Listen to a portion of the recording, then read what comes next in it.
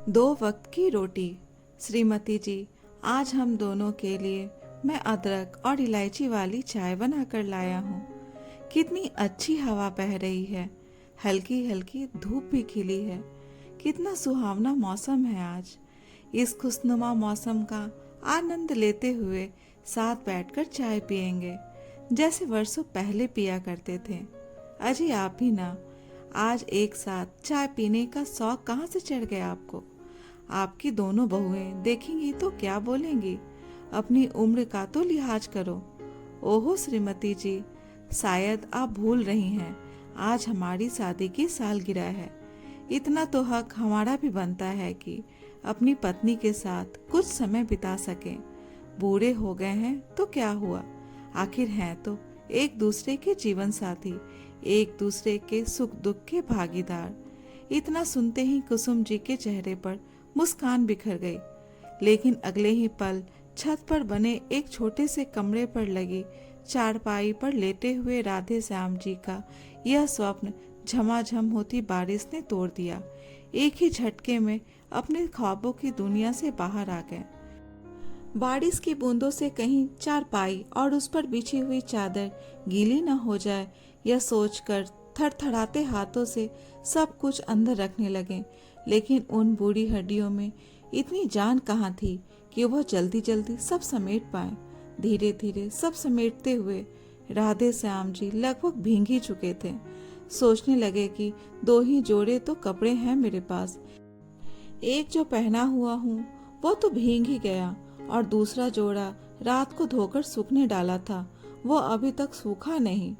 राधे श्याम जी गीले कपड़े पहने हुए ही लाठी के टेक और लड़खड़ाते कदमों के साथ सीढ़ियां उतरकर नीचे आए। उनका शरीर भीगा होने के कारण कांप रहा था। छोटी बहू रसोई घर में ही बच्चों के लिए नाश्ता बना रही थी। बहू को आवाज लगाई, बहू एक कप चाय तो बना दो, बहुत ठंड लग रही है, और मुझे रोहन का एक कुर्ता पैजामा दे दो, मेरे कपड़े बारिश में भीग गए हैं। बाबूजी, अभी इनके लिए नाश्ता बना रही हूँ, थोड़ी देर बाद देती हूँ। कुछ देर बाद छोटा बेटा रोहन नाश्ता करके ऑफिस के लिए निकल गया। बाहर कुर्सी पर बैठकर बाबूजी इंतजार करने लगे कि बहू मेरे लिए कपड़े लेकर आती ही होगी, बाहर आएगी तो मुझे चाय भी बनाकर देगी। लेकिन सुबह के 11 बज गए थे, ना कपड़े ही मिले थे और न ही चाय। अब तक तो उनके भीगे हुए कपड़े भी लगभग सूख चुके थे, लेकिन बहू कमरे से बाहर ही नहीं आई। सोचा कहीं बहू भूल तो नहीं गई, तो अपने पोते गोलू के हाथ बहू को चाय बनाने का संदेश भी भिजवाया। तो गोलू ने आकर बताया, दादाजी, माँ अभी फोन पर बात कर रही है, बोली है कि थोड़ी देर बाद में आकर चाय देगी। लेकिन देखते ही देखते 1 घंटा और बीत गया। बहू अभी तक फोन पर ही चिपकी हुई थी। अपनी माँ के साथ बात करने के चक्कर में वह रोज इसी तरह चाय के लिए तड़पा देती है। राधे श्याम जी अकेले में ही खुद से बातें करने लगे। अभी 1 वर्ष पहले की ही तो बात है। शादी की 45वीं सालगिरह राधे श्याम जी और उनकी पत्नी कुसुम जी ने एक दूसरे के साथ बिताए थे। उन सुनहरे समय के लिए भगवान को शुक्रिया अदा कर रहे थे और अपने आप को भाग्यशाली महसूस कर रहे थे कि भगवान ने उन्हें भरा पूरा और इतना प्यारा परिवार दिया है। लेकिन शायद उनकी खुशियों को खुद की ही नजर लग गई। कुछ ही दिनों बाद कुसुम जी को मलेरिया नामक बीमारी ने उनकी जान ही ले ली। तुम कहाँ चली गई कुसुम, मुझे इस क्रूर, इस निर्दयी दुनिया में अकेला छोड़कर। तकरीबन आधा घंटा और बीतने के बाद जब बहू बाहर आई तो रसोई में चाय चढ़ा दी और कप में चाय भरकर अपने ससुर जी के आगे रखती है। पहली घूंट पीते ही दिल रो पड़ा और अंतरात्मा से आवाज आई, ओह, फिर से वही उबला हुआ पानी।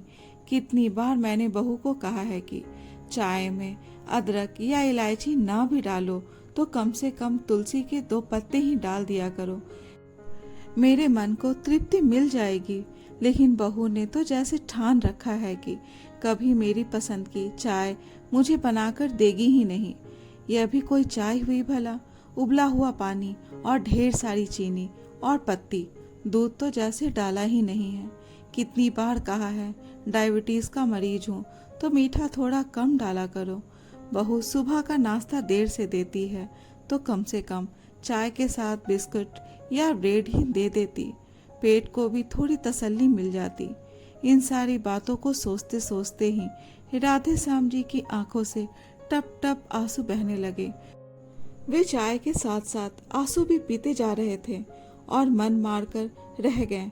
फिर सोचने लगे, बहू को कहने का भी क्या फायदा। जब बहू को एक बार मैंने कहा तो उसका जवाब था, जैसा भी बन रहा है चुपचाप खा लिया कीजिए और राम नाम की माला जाप कीजिए, ज्यादा टोका टोकी करने की आवश्यकता नहीं है। राधे श्याम जी की पत्नी की मृत्यु के बाद दोनों बेटों ने 2 मंजिला घर का बंटवारा कर लिया। ऊपर की 2 कमरे छोटे बेटे और बहू ने ले लिया और नीचे के मंजिल के 2 कमरों में बड़े बेटे और बहू ने अपना और अपने बच्चों का सामान रख दिया। राधे श्याम जी और उनकी पत्नी का जो कमरा हुआ करता था उसमें भी बच्चों का सामान रखकर उसे बच्चों का ही कमरा बना दिया गया। ऐसा कह दिया गया कि अब माँ जी तो है नहीं और बाबू जी का इतना सामान नहीं है कि एक पूरा कमरा घेर कर बैठे। बाबूजी, अब आपको इतने बड़े कमरे की क्या जरूरत है? छोटा बेटा रोहन बोला तो बड़े बेटे रोहित ने भी रजामंदी देते हुए कहा कि अकेले पिताजी छोटे कमरे में भी रह सकते हैं। अपनी पत्नी कुसुम के जाने के बाद से दोनों बहुओं की आपस में कानाफूसी होते देखकर राधे श्याम जी को कुछ ऐसी ही बात का अंदेशा पहले ही लग चुका था, वरना यही दोनों बहुएं होती थीं जो एक दूसरे का चेहरा भी कभी देखना पसंद नहीं करती थी। लेकिन अपने ससुर को दूध में से मक्खी की तरह निकाल फेंकने के लिए दोनों ने हाथ मिला लिया था। दोनों बेटों ने राधे श्याम जी का चारपाई छत पर बने छोटे से कमरे में रख दिया, जहां घर का कबाड़ रखा जाता था। पहले से ही एकाकीपन की मार झेलते हुए राधे श्याम जी के अकेलेपन को दोनों बेटों ने अपने इस फैसले से दोगुना कर दिया। बाबूजी गर्मियों में तो खुली छत पर चारपाई पर ही सो जाते थे और सर्दियों में जैसे तैसे छोटे कमरे में लगे चारपाई पर रात गुजार लेते। वह छोटा सा कमरा और भी छोटा हो जाता जब बहू घर की सफाई करने के बाद कबाड़ का सामान भी वहां पहुंचा देती। उनकी पत्नी को मरे अभी 20 दिन भी नहीं हुए थे कि दोनों बेटे बहुए अलग अलग रहने लगे और बापूजी को 2 हिस्सों में बांट कर रख दिया। 3 वक्त की रोटी कैसे बांटी जाए, तो इस सवाल का बड़ा ही अनोखा और नायाब हल निकाल लिया गया। बाबूजी को 2 वक्त की रोटी ही दी जाएगी। सुबह की चाय और रोटी छोटी बहू के यहाँ से मिलेगी और शाम की चाय और रात का वक्त का खाना बड़ी बहू के यहाँ से दिया जाएगा। और छोटी बहू थी कि सुबह का चाय नाश्ता भी उन्हें तरसा तरसा कर देती थी, क्योंकि रोज सुबह अपनी माँ के साथ 1 घंटा बात करना उसके लिए बेहद जरूरी था।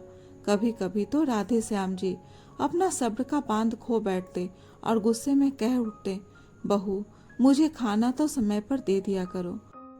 तो छोटी बहू तीखे जवाब से उनका दिल और दिमाग दोनों छल्ली कर देती।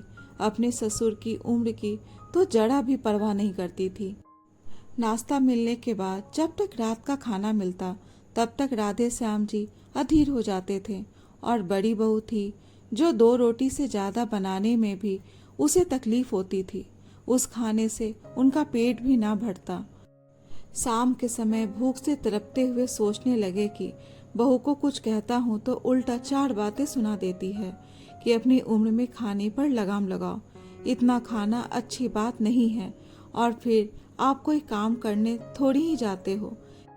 इतना खाना खाओगे तो पचाना मुश्किल हो जाएगा और यदि बीमार पड़ गए तो हमसे सेवा ना हो पाएगी। चलते फिरते ही इस दुनिया से निकल लीजिए ताकि हमें कोई परेशानी ना हो। आश्चर्य की बात तो यह थी कि दोनों बहुएं अपने ससुर जी को यह सब बातें उनके बेटों के सामने ही सुना दिया करती थी, और मजाल है कि पत्नी व्रता बेटे अपनी पत्नियों का विरोध भी करते। अपनी बहू के मुंह से ऐसे तीखे बोल सुनकर राधे श्याम जी आंखों में आंसू लिए वापस अपने कमरे को लौट जाते। कमरे में रखी अपनी पत्नी की तस्वीर से बातें करने लगते। देख लिया कुसुम तुमने, तुम्हारे बेटे क्या दिन दिखा रहे हैं मुझे। जब तक तुम मेरे साथ थी, मेरे इज्जत प्रतिष्ठा और मान सम्मान पर आज तक न आने देती थी। मेरी हर छोटी बड़ी जरूरत का ख्याल रखती थी। तुम्हारा साथ था तो जीवन में आने वाली परेशानियां भी मेरा कुछ नहीं बिगाड़ पाती थी। लेकिन तुम्हारे जाने के बाद तो मेरा जीवन भी ताश के पत्तों की तरह बिखर कर रह गया। कोई भी आकर मुझे कुछ भी सुना देता है और मैं चुपचाप सुनता रहता हूँ। जैसा खाना तुम्हारी बहू मुझे देती है, मैं चुप करके खा लेता हूँ, फिर भी कैसे कठोर वचन सुनने पड़ते हैं। अब तो केवल शरीर का ढांचा मात्र हूँ। मेरी जान तो उसी दिन निकल गई थी जिस दिन तुम मुझको हमेशा हमेशा के लिए छोड़कर चली गई थी। मैं जानता हूँ कि मेरी ऐसी हालत देखकर तुम भी चैन से नहीं होगी। राधे श्याम जी सोचने लगे। जब मेरी पेंशन आती है तो दोनों बेटे उस पर लपक पड़ते हैं और आपस में आधी आधी बांट लेते हैं। अपने हक का तो उनको बखूबी पता है, लेकिन फर्ज निभाना नहीं जानते। मुझे मेरी पेंशन मिलती है तब तो जाकर बेटे बहुओं का ये हाल है। अगर पेंशन ना होती तो यह लोग ना जाने मेरा क्या हाल करते। उम्र होने के बावजूद कुसुम ने सारा घर संभाला हुआ था। जब तक मेरी पत्नी घर संभाल रही थी, घर सुव्यवस्थित ढंग से चल रहा था। घर का सारा काम करते हुए भी उसके चेहरे पर सिकन तक नहीं आती थी। कितना ध्यान रखती थी दोनों बेटों का, बेटों के पसंद और नापसंद का। बेटे को एक सब्जी पसंद ना होती तो झट से दूसरी बनाकर हाजिर कर देती थी, लेकिन खाली पेट ना सोने देती थी। बेटे भी बहुत मान सम्मान देते थे हमें। अपने बेटों को श्रवण कुमार की संज्ञा देते हुए फूले ना समाता था मैं। हमेशा कहता था, देखना श्रीमती जी, हम दोनों तो अपना बुढ़ापा बहुत सुख से काटेंगे। इतने अच्छे संस्कार जो दिए हैं हमने अपने बेटों को, अपने भविष्य के बारे में सुनहरे ख्वाबों को बुनते थकते ना थे दोनों पति पत्नी। उसके बाद दोनों बेटों की शादियां हो गई। बहुएं बड़ी होशियार थी और अपनी सास का पूरा मान करती थी, या यूं कहे कि इज्जत देने का ढोंग किया करती थी। पूरा घर जो संभाल कर रखा था कुसुम जी ने, आधे से ज्यादा काम तो किया कराया मिलता था, लेकिन फिर भी पूरा परिवार खुशहाल था। फिर अचानक एक दिन मलेरिया के बुखार ने उसे पूरी तरह से जकड़ लिया। आज भी वो रात याद है जब कुसुम जी 103 डिग्री बुखार में कराह रही थी। दर्द के कारण सिर फटा जा रहा था उनका। कितना कहा था अपने दोनों बेटों को कि अपनी माँ के लिए बुखार की दवा ला दे, लेकिन दोनों ही बेटों ने यही कहकर टाल दिया कि अभी कोई दुकान खुली ना होगी। लेकिन सरकारी डिस्पेंसरी तो दिन रात खुली रहती है ना। उन पर कोई असर ना हुआ। शायद नींद उन्हें अपनी माँ से ज्यादा प्यारी थी। सुबह जाकर ला देंगे, आप भी सो जाइए और हमें भी सोने दीजिए। ऐसा कहकर दोनों बेटे वापस सो गए। रात को पैदल चलकर मैं कुसुम के लिए दवाई लेकर आया था, लेकिन जब घर पहुंचकर देखा तब तक बहुत देर हो चुकी थी। कुसुम तो मेरा इंतजार करते करते इस दुनिया से ही विदा हो चुकी थी। उसके जाने के बाद तो जैसे मैं लावारी सी हो गया। इन लोगों को इतना भी तरस नहीं आता है कि जब तक जी रहा हूँ 2 रोटी तो खाऊंगा ही ना। वो भी आज इन लोगों को भारी लग रही है। अपनी पत्नी की तस्वीर के साथ बातें करते करते उनकी कब आंख लग गई पता ही ना चला। अपने अकेलेपन को दूर करने के लिए राधे श्याम जी सुबह और शाम के समय पार्क में जाते और वहाँ वह हम उम्र लोगों के साथ बैठकर उनके साथ बातें करते तो उनका थोड़ा दिल बहल जाता था। एक दिन राधे श्याम जी और उनके दोस्त जब पार्क में बैठे हुए थे तो गुप्ता जी बोले, आज बहू बेसन की सब्जी बना रही है। क्या बताऊं, बेसन की सब्जी तो इतनी स्वादिष्ट बनाती है कि मन नहीं भरता, पेट भले ही भर जाए। गुप्ता जी ने जैसे ही बेसन की सब्जी का जिक्र किया तो राधे श्याम जी की आंखों में चमक आ गई। बेसन की सब्जी तो मेरी पत्नी कुसुम भी बहुत अच्छी बनाती थी। पत्नी के साथ साथ जिंदगी के सारे स्वाद भी चले गए। अब तो बहू को बनाने को कहता हूँ तो। इतना कहते कहते उनकी आंखें आंसुओं से भर गई। एकाएक अपने आंसुओं को अपने दिल में समेटकर बात को संभालने का असफल प्रयास करते हुए कहने लगे, वैसे खाना तो मेरी बहू भी अच्छा बनाती है। इस पर गुप्ता जी बोले, अरे राधे श्याम, आज तुम मेरे साथ मेरे घर चलो, हम एक साथ खाना खाएंगे।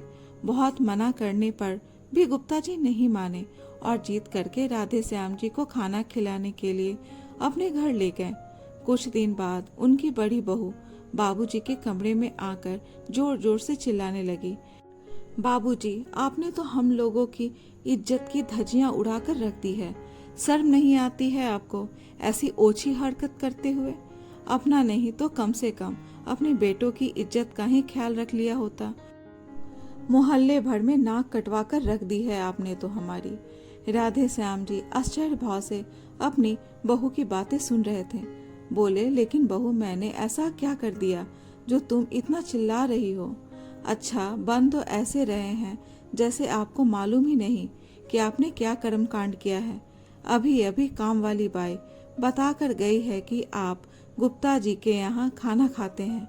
बड़ी बहू ने कहा तो छोटी बहू भी बड़ी बहू के ताल में ताल मिलाकर कहने लगी, हम क्या आपको खाना नहीं दे रहे थे जो पड़ोसी के यहाँ जाकर खाना खाते हैं? आप जानते भी हैं कि मैं कितने ऊंचे खानदान से हूँ। अगर मेरे मायके में इस बात की भनक भी पड़ गई तो क्या इज्जत रह जाएगी हमारी? दुनिया क्या सोचेगी कि बेटे बहू इन्हें 2 समय की रोटी नहीं खिला सकते? दोनों बहू की खड़ी खोटी बातें सुनकर राधे श्याम जी का कलेजा मुंह को आने लगा। उन्हें स्वयं को भी लगने लगा कि शायद उन्होंने बहुत बड़ा अपराध कर दिया है। अपने आप को गुनहगार समझकर कुछ बोल न पाए और दुखी दिल के साथ वापस अपने पलंग पर बैठ गए। फिर अगले ही पल सोचने लगे कि यदि मुझे मेरे अपने घर में भर पेट खाना मिलता तो मैं किसी और के घर खाना खाने क्यों जाता? यदि मैंने गुप्ता जी के घर 1-2 दिन खाना खाया है तो इस बात का कसूरवार मैं कैसे हो गया? मैं भी कब तक भूख सहूं? आखिर दिल तो मेरा भी करता है भर पेट स्वादिष्ट खाना खाने का। अगले दिन सुबह राधे श्याम जी जब सीढ़ियों से नीचे उतर रहे थे तो उन्हें स्वादिष्ट खाने की खुशबू आने लगी। नीचे उतरकर देखा तो दोनों बहुएं रसोई में एक साथ खाना बना रही थी। एकाएक उन्हें याद आया, आज तो कुसुम की पुण्यतिथि है। आज के दिन ही तो कुसुम हमें हमेशा के लिए छोड़कर चली गई थी। आज कुसुम जी की पसंद का सारा खाना तैयार किया जा रहा था। पूरी, चने आलू की सब्जी, बैगन की भाजी, बेसन का हलवा और खीर बनाई जा रही थी। चटनी और लौकी का रायता भी बनाया गया था। जोर शोर से सारी तैयारियां की जा रही थी। रिश्तेदारों और आस पड़ोस वालों को भी बुलावा भेजा गया था। बहू, मेरे लिए 1 कप चाय तो बना दो। राधे श्याम जी ने छोटी बहू को आवाज लगाई। कुछ देर रुकिए बाबूजी, अभी बहुत काम है रसोई घर में, कहकर छोटी बहू ने उन्हें टाल दिया। राधे श्याम जी कुर्सी पर बैठकर अपनी चाय का इंतजार करने लगे। लगभग 2 घंटे बीत गए थे, लेकिन बहुओं ने उन्हें चाय तक ना दी। भूख से पेट पीठ में चिपका जा रहा था। बेचैन होकर उन्होंने बड़ी बहू को आवाज लगाई, बड़ी बहू, मेरे लिए 2 रोटी ही बना दो, बहुत ज्यादा भूख लगी है। यह सुनकर बड़ी बहू तो जैसे तैयार बैठी थी उन्हें खड़ी खोटी सुनाने को। बाबूजी, ऐसी भी क्या आग लगी है पेट में जो कुछ समय रुक नहीं सकती? देख तो रहे हैं कितना काम है हमारे पास। अब एक ही बार खाना खाइएगा। इतना तो सोचिए कि पंडित जी को खिलाने से पहले आप खाना कैसे खा सकते हैं? अरे तो 1 कप चाय ही दे दो, कुछ तो पेट को तृप्ति हो जाएगी। राधे श्याम जी की यह बात सुनकर बड़ा बेटा, जो वहीं पर पंडित जी के लिए आसन लगा रहा था, गुस्से में बोला, बाबूजी, आपको समझ नहीं आता कि पहले पंडित जी को खाना दिया जाएगा, उसके बाद कोई और खाना खाएगा। लेकिन बेटा, अभी तो दोनों बहुओं ने अपने बच्चों को खाना खिलाया है और फिर मैं तो केवल चाय ही मांग रहा हूँ। इस पर छोटा बेटा, जो अपनी माँ की तस्वीर पर चढ़ी माला को ठीक कर रहा था, कहने लगा, बाबूजी, अगर बच्चों ने खाना खा भी लिया तो क्या हुआ? आप हर समय शिकायतें क्यों करते रहते हैं? अपमान के घूंट पीते हुए राधे श्याम जी चुपचाप अपनी कुर्सी पर बैठे रहे। कुछ देर बाद सभी पंडित खाना खाकर चले गए और सारे मेहमान भी आने लगे थे, लेकिन राधे श्याम जी को अभी तक किसी ने खाना तो दूर की बात है, एक कप चाय तक ना दिया। सोचने लगे, हाय रे विधि का विधान, कैसा दस्तूर है कि जीते जी तो अपने बुजुर्गों को यह लोग पूछते नहीं कि उसे क्या पसंद है क्या नापसंद, लेकिन मरे हुए व्यक्ति की पसंद की चीजें बनाई जा रही है और पंडितों को खिलाई जा रही है। मन ही मन सोचने लगे कि काश इंसान अपने बुजुर्गों की जीते जी सेवा कर पाए। आज उनकी आंखों से आंसू रुक ही नहीं पा रहे थे। तभी छोटे बेटे ने आवाज दी और उनके हाथ में खाने की थाली थमाकर झकझोरकर कहा, लीजिए, खा लीजिए। जैसे ही राधे श्याम जी भोजन का पहला कोर मुंह में डालने लगे तो बेटे ने उनकी आंखों में आंसू देखे और देखते ही उन्हें कहने लगा, पिताजी, यहाँ सभी मेहमान आए हुए हैं और आप यहाँ बैठे सबके सामने आंसू बहाकर तमाशा कर रहे हैं। यदि यह सब करना है तो अपने कमरे में जाकर बैठिए, सबके सामने हमारी नाक मत कटवाइए। राधे श्याम जी के सब्र का बांध अब टूट चुका था। अचानक ही पेट की भूख गायब हो गई और अपने बेटे के हाथ में वापस थाली थमाते हुए जोर से बोले, नहीं चाहिए मुझे ये अपमान भरा खाना। काश मैं भी अपनी पत्नी के साथ ही चला जाता तो अच्छा होता। ऐसी जिल्लत और बेइज्जती भरी जिंदगी भी कोई जिंदगी है? राधे श्याम जी की यह बातें सुनकर दोनों बेटे और बहुएं उन्हें गुस्से से घूर रहे थे, लेकिन आज बाबूजी डरकर बैठने वाले नहीं थे। उन्होंने कहना शुरू किया, दो बेटों और बहुओं के होने के बावजूद मुझे भरपेट खाना नहीं खिला सकते, और यदि 1-2 दिन मैंने अपने दोस्त के घर खाना खा लिया तो उसमें भी तुम्हारी नाक कट गई। इस पर भी जो जली खटी बातें तुम्हारी पत्नियों ने मुझे सुनाई है वो अभी तक मेरे दिल में तीर की तरह चुभ रही है। और मेरा यकीन मानो बेटा, उस दिन वाकई मैं भूख से मरा जा रहा था। यह सुनकर बेटों को विश्वास नहीं हो रहा था कि उनके होते हुए उनके पिताजी पड़ोसियों के यहाँ खाना खा रहे हैं। बहू की तरफ देखते हुए राधा श्याम जी बोले, अभी आज तक मेरी पसंद की सब्जी बनाकर खिलाई है मुझे? बेटा, मेरा शरीर जरूर बूढ़ा हुआ है, लेकिन मन नहीं। आज भी खाने पीने को तरसता हूँ। तुम अपने बच्चों की इच्छाएं तो पूरी करना जानते हो, उनके पसंद का खाना उन्हें खिलाना जानते हो, लेकिन मेरी इच्छाओं का क्या? उबला खाना भी ऐसे पकड़ा देते हो कि मुझ पर कोई बहुत बड़ा एहसान कर रहे हो। सुबह उठकर 10 बार 12 बार चाय मांगता हूँ, तब जाकर कहीं चाय मिलती है मुझे, और वह भी उबले हुए पानी में चीनी घुली हुई। 3 वक्त की रोटी तो हर एक इंसान को जीने के लिए चाहिए, लेकिन उसे भी 2 वक्त की रोटी में बदल दिया ताकि तुमको सहूलियत हो सके। जितना खाना तुम मुझे देते हो उसमें भी अगर मैं भूखा रह जाऊं तो मैं कैसे जीऊंगा? 2 वक्त की रोटी हर एक व्यक्ति की आवश्यकता होती है, वह भी तुम लोगों से दिया नहीं जाता है। तुम्हारी जानकारी के लिए बता दूं बेटा कि मैं अपनी पूरी पेंशन इस घर में देता हूँ, कोई मुफ्त की रोटी नहीं तोड़ रहा, और इसके बावजूद इतना अपमान, इतनी बेइज्जती। माँ की पुण्यतिथि तो तुमने आज खूब मनाई, लेकिन मेरी एक इच्छा है। मैं चाहता हूँ कि तुम मेरी इस इच्छा का मान रखो। मेरे मरने के बाद मेरी पुण्यतिथि मनाने की कोई जरूरत नहीं है। इतना कहते हुए उनकी आंखों से झरझर आंसू सैलाब बनकर बहने लगे। इसके बाद कुछ ना बोल पाए राधे श्याम जी। उनके मुंह से यह सब बातें सुनकर दोनों बेटों और बहुओं की आंखें शर्म से झुक गईं। गुप्ता जी, जो राधे श्याम जी की भावनाओं को अच्छी तरह समझते थे, उनके बड़े बेटे के कंधे पर हाथ रखकर बोले, बेटा, यही बात तो तुम लोगों को समझ नहीं आती कि जीते जी माँ बाप को अच्छा खाना खिलाओ। यदि जीवित व्यक्ति को खिलाकर संतुष्ट नहीं किया तो मरने के बाद उनकी पुण्यतिथि पर उनका मनपसंद खाना ब्राह्मणों को खिलाने का क्या महत्व? जब जीते जी तुम लोग अपने बुजुर्गों की आत्मा को खुश न रख सको। बेटा, 1 हो या 2, सभी का कर्तव्य बनता है कि वह अपने पिता के खाने पीने का पूरा ध्यान रखे। अपने बड़े बुजुर्गों की यह बातें राधे श्याम जी के दोनों बेटों के दिल को अंदर तक झकझोर रही थी। उनके चेहरे पर शर्मिंदगी के भाव थे और आंखों में पछतावे के आंसू। अपने द्वारा किए गए व्यवहार के बारे में सोच सोच कर शर्म से जमीन में गड़े जा रहे थे।